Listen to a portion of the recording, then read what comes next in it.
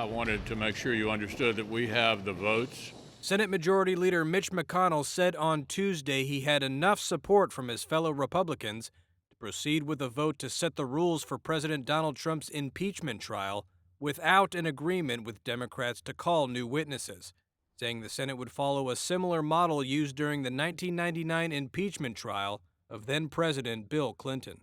All we're doing here is saying we're going to get started in exactly the same way that 100 senators agreed to 20 years ago.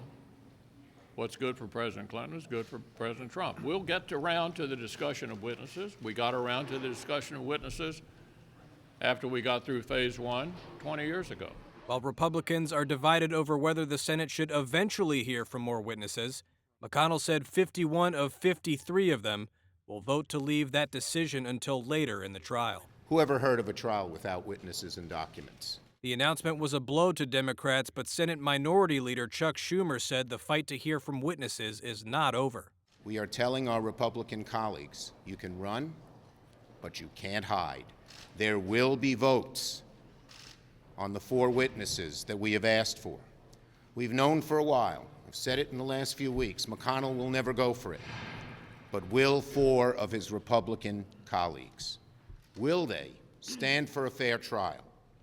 Will they stand for bringing evidence forward? Or will they be engaging in a cover-up? Trump's former national security advisor, John Bolton, this week said he would be willing to testify at the trial if subpoenaed, putting some pressure on Republicans to vote on allowing witnesses. We will not let them avoid the vote. They can delay it.